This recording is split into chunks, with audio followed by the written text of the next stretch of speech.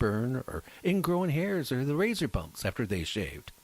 Did you notice they were also relaxed after they were done shaving? Well, the problem is these big corporations want to sell you razor after razor after razor. Think about how much money you spend a year on razors. Or do you use electric razor? Then you're going to find out what razor burn is. So you need to check out Phoenix Shaving Starter Kits. They come complete with the soap, the brush, and a 2.5-month supply of blades, and the most important part of it, a all-metal razor, built to last generations.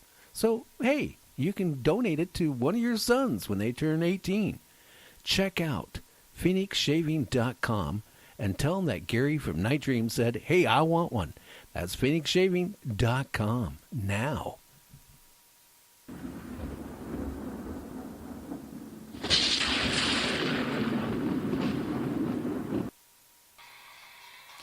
If you want to talk to Gary and his guests, the phone lines are now open. Call us at 1-253-203-6695. You're listening to Night Dreams Radio with Gary Anderson. Well, hi, everybody. Well, we did our little commercial here. Now we're back with Dan, and we're talking about, well, the Old West. We're talking about missing people, and we'll see what else we can talk about. Hey, Dan, you there? Yes, sir. Okay. So, it seems like at 68, you're still going strong and coming out with new ideas and new books and stuff like that. I got to ask you a question. How many people, when they come up to you and say, hey, will you write a book, do they supply you the information and then you take that information and you compile a book, or do you write a book completely for them under their name? When I'm doing ghostwriting, it's a partnership with the author. I insist on working with the author so that the book is actually his or her work, but it's, I do the writing. And I can do that. I interviewed one of the first black Playboy bunnies. I helped write her book, and I spent 4 or 5 days interviewing her directly on tape. I've written some work for Tom Hopkins, who's a famous motivational speaker. I've done some work for him, and I'm not carrying any secrets. He credits me as being the writer. And I took a lot of Tom's work that had already been published and material that he had provided me in print, and then put his particular spin on new spin on the existing material. Other people, I'll take whatever information they can give me, whether it's interviews or stuff that they had written, or they can provide me with information that I can research, and then I'll put it into their words. So I use all kinds of different information. Oh wow! So that means I insist on working with the writer as a partner. If I had one guy say, "Well, look, you can get everything you want on the internet," and I said, "Well, what do I need you for?" Oh wow! Yeah. Well, the question is, do some of these people have you write a book because they just want to go around and brag to people? Hey, I wrote this book. Have you had that happen? That's actually pretty rare. What I find, mostly I write for business people, and once you write a book, your name is on a book, all of a sudden you're into like the top 2% of experts in whatever field you're in because you've written a book. One of the first guys I wrote a book for, who has since passed away, but he was an investor, and he invested in entire resorts, entire golf courses, the big ticket items. He was raising tens of millions of dollars, and at that level. And he had been trying to get into one of the whales, who had enormous amount of money for years. He'd been trying to call on this guy, and could not get past the gatekeeper. So we finished a book for him, and it was a book on money management. And he just sent the guy a copy of the book with a little note. I thought you would appreciate, a copy of my new book, signed Ralph or whatever his name was. And he says, Dan, the guy called me up, and he said the next day I had a meeting with him. He said that book is the best business card I've ever had. And that's how a lot of these smart guys use it. It's not so much that they're trying to make big money off the book, but they're using it to build their own credibility, and that it opens a lot of doors for them. Well, it sounds like it even opens a lot of doors for you. I mean, it gives you an extra income. I mean, but do you find it really hard to write about, let's say, a business you know nothing about? I take it you must do a lot of research, but I mean, No, that's one of the joys of ghostwriting is I get a great education. I've gone to some courses with guys, some of these high dollar motivational speakers or sales trainers. Like a guy had me sit in on his weekend course. It cost, I think, at that time, $2,500 to attend that seminar. I got to sit in for free because I was writing his book. Yeah, I get exposure to some of the top people in their fields. I get to hang out with these guys. I get to know a lot of very good, very important information. It's a free education. Oh, it sounds like it. Yeah, and that's part of the fun of it. I mean, learning something different every time I write something new. But how hard is it to go from writing a book like the Southwest, going back to, the miners and the townspeople, to writing a book about, how to make money?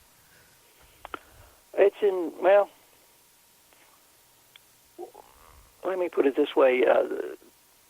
Writing the book, Speaking with Spirits of the Old Southwest is a lot more fun, and I'm a lot more involved in it simply because it's my book, or it's our book. Dwight Rhonda and I. It's our book, so I'm not writing about somebody else. I'm writing about my own experiences. So I enjoy that a lot more because I'm intimately involved from day one. But I enjoy both processes. Just this is a lot more fun. Oh yeah. Yeah. Well, and honestly, talking with someone who died 150 years ago was a lot more interesting than interviewing a sales manager. Oh yeah. Just the facts of life.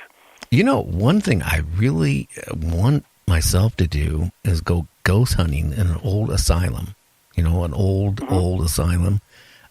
Even more than a prison, because asylum, there was so much emotions, so much pain and suffering and all that stuff.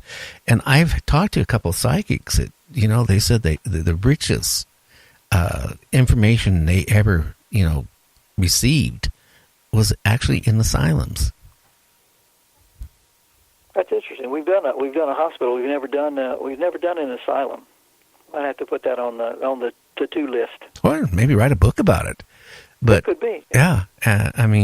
She went there with another medium with her, and they were coming both up with the name of the same person. I mean, she said it was so eerie, and about how it was one person, how they, were basically, treated while they were in, the mental hospital for virtually their whole life. And, it just would be so interesting. But going back, have you went into like where there were any Indian villages and did any dowsing around there at all? Or? Oh, yeah, I'll tell you this. And this is a story that's, I think it's in the second book, but we went back before the Indians. We went to there's a place, again, one of those little places that you that are available, that are out there, that people don't know about, and it's in Speaking with Spirits of the Southwest. I just double-checked that. But there's an old Spanish presidio not too far from Tombstone. It's a National Register of Historic Place out there that basically is unknown, but the adobe walls of the place are still there. You can see the outline of the place. You can see where they had the old cannon was put. You can see the officers' quarters, the church, places like that. And it's overlooks the river. It's about a 2-hour hike. a 2-mile hike to get out there, but it's an easy hike to make. But we went out there to explore, fully expecting to encounter, Spaniards or Apaches, because the Spanish got there in 1776, and they had to abandon the fort because the Apaches just continually wiped them out. So we fully expected, we're going to hear people speaking Spanish or people speaking Apache. We just know it. So we got there, we sat down, and we conducted, did our walk around and enjoyed the beautiful view. Sat down and did our session, and we found that we were talking with some people who were from the, I would say, caveman era. They were at least Cro-Magnon. It took us a while to figure that out. We knew we were talking to primitive people. At first we thought, well, these are Apaches. But the more we chatted with them, the more we learned, well, wait a minute, what type of, we're asking what type of weapons did you use. They did not know what a bow and arrow was. And we had to ask questions like, well, did you hunt with a spear? They knew what a spear was. Did you hunt very big animals? We would get a yes. Did these animals have large tusks? And we would get a yes. And through process of elimination, we figured out we're talking to Cro-Magnon people. That would be very, very interesting. What information? That blew us away. Yeah, what type of information were you getting? Well, we were sitting in what had been their hide-covered structure. They were nomadic hunters, and this place on the river, which is a beautiful spot. You're overlooking the river. You can see forever, so you can see the animals wandering around. The mammoths or whatever were out there. You had plenty of water nearby, plenty of trees for firewood and things like that. It was a perfect place for a campsite, and these were nomadic hunters. And we just started asking questions, and we finally figured out that we were talking to somebody from 10,000 years ago. Oh, wow. I mean, did you learn quite a bit about what their life was like at all, or I don't know what information you get. Can you kind of explain that? What type of information do you get? Information comes in very short bits and pieces. Communicating with the other side is extremely challenging. The best we generally hope to get is when we record something is maybe a word or a sentence, and we've got a lot of that. But we try to ask questions that they can answer with a yes or no, so I can work my pendulum, and we can get a lot of territory covered quickly. But it's very challenging. Sometimes it comes pretty easy. Sometimes it's very challenging, and sometimes you get nothing at all. Oh, wow. But we just keep plugging away at it.